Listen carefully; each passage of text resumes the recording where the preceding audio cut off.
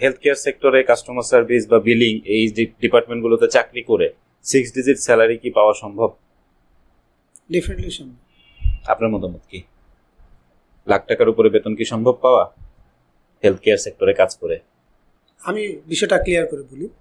ধরেন আপনি একটা কাস্টমার সার্ভিসে প্রথমে জয়েন করলেন, জয়েন করার পরে ধরেন আপনি সাপোজ 25,000 টাকা দিয়ে জয়েন করলেন, আপনি কি 25,000-এ থাকবেন? না। ইন দ্য মিন টাইম আপনি যদি ক্যারিয়ার ওরিয়েন্টেড হন, সেক্ষেত্রে আপনি চেষ্টা করবেন কাস্টমার সার্ভিসের পরে সুপারভাইজার হবার। সুপারভাইজার হতে গেলে কী কী ইনফরমেশন লাগবে, কী কী ট্রেনিং লাগবে, কী কী আপনার দক্ষতা লাগবে, সেই দক্ষতা লিডারশিপ কোয়ালিটি, কমিউনিকেশন স্কিল সবগুলো আপনি ডেভেলপ করার পরে আপনি সুপারভাইজার, আপনি আপনার 8জন 10জন আপনার আন্ডার যখন থাকবে, আপনার স্যালারিটা কিন্তু বেড়ে গেছে, ধরেন 40 বা 50 হয়ে গেছে। দেন হচ্ছে আপনি এইখান থেকে ট্রাই করেন আপনার ট্রেনিং স্কিলটা বাড়ানোর জন্য। ট্রেনিং স্কিল যদি বাড়াইতে পারেন, সেক্ষেত্রে আপনার একটা ট্রেনার যখন লাগবে না, আপনার কোম্পানি অর্গানাইজেশন কিন্তু আপনাকেই তার একটা অ্যামাউন্ট আপনাকে দিয়ে দেবে।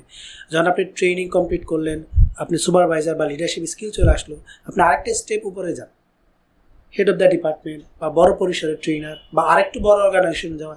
এইভাবে যদি আপনি যেতে পারেন, আপনি কিন্তু আপনার নিজস্ব একটা ভ্যালু ক্রিয়েট করতে পারেন, আপনার কিন্তু স্কিল ডেভেলপমেন্ট করতে পারেন, এবং এইখান থেকে নট অনলি 6 ডিজিট, আপনি এর থেকে আরও অনেক বেশি আর্ন করতে পারবেন।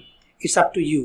বিকজ আমরা এই হেলথ সেক্টর অনেককে দেখেছি যারা 7 ডিজিট পর্যন্ত স্যালারি ড্র করছে, এবং এটা আপনারাও চিনেন, আমরাও চিনি, আশরাফ ভাইও এরকম অনেককে দেখেছি। ইভেন অনেক ডক্টরদের থেকে হসপিটাল ম্যানেজমেন্টের যারা পরিচালনা করে, অনেকের স্যালারি তার থেকেও বেশি।